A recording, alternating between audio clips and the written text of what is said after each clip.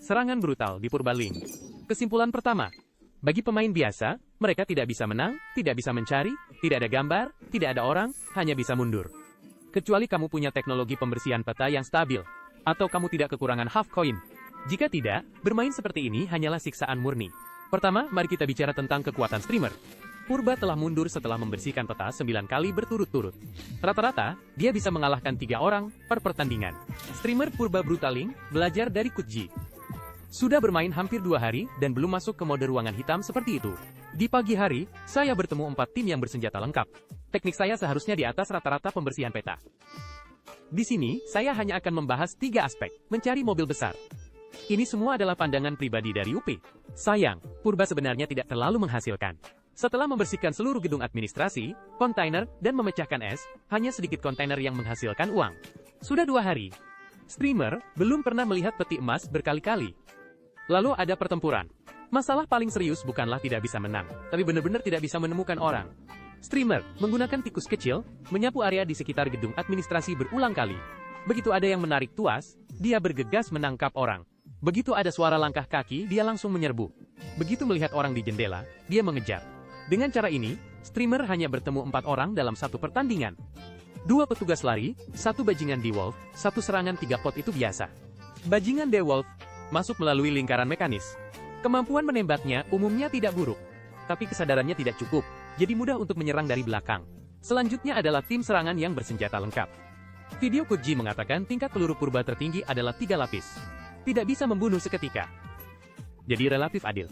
Jadi sebaliknya, apakah itu berarti sulit untuk membunuh orang? Perlu diketahui bahwa, rekan satu tim yang bermain secara acak, bahkan jika mereka bersenjata lengkap akan berjalan sendiri-sendiri. Jika kamu mencari orang, ada kemungkinan kamu akan menabrak seluruh tim lawan. Pada saat itu, garis tembak seluruh tim akan melawan satu senjata Anda.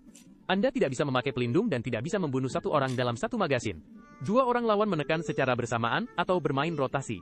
Tingkat kemenangan kita akan sangat tipis. Anda mungkin berpikir saya berlebihan ketika Anda mendengar saya.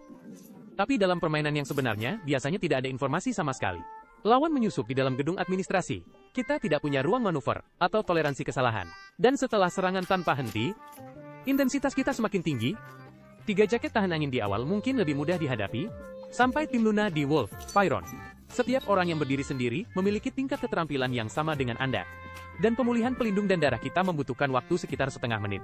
Artinya, bahkan jika Anda mengalahkan 2 orang, lawan masih punya 1 orang dalam kondisi penuh. Orang yang memiliki kemampuan menembak dan kesadaran yang sama dengan Anda.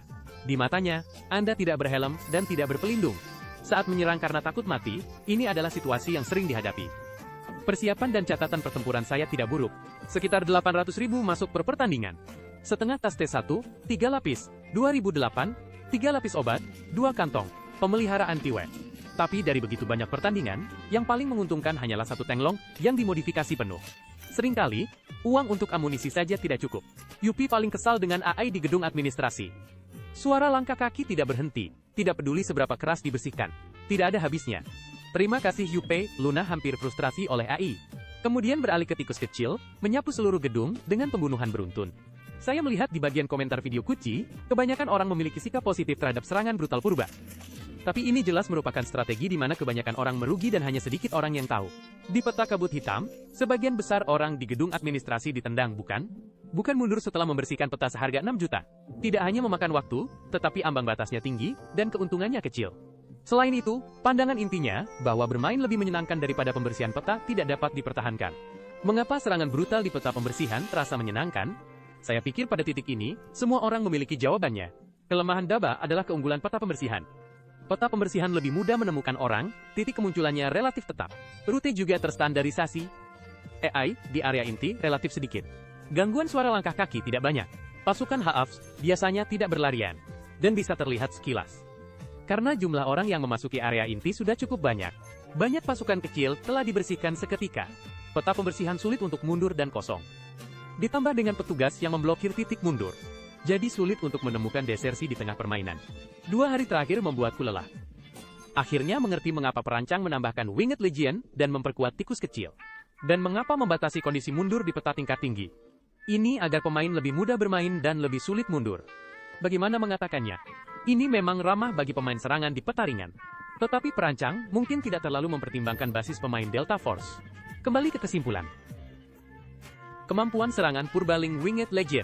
Tingkat keramahan pemain biasa bintang 1. Pengalaman bermain bintang 2. Efek hiburan streamer bintang 2. Penilaian komprehensif bintang 4 diberikan kepada MBC. Selain pemain petaringan dan streamer, tidak ada pemain yang keberatan untuk bermain. Yang pertama menghabiskan half coin, yang terakhir menghabiskan RMB.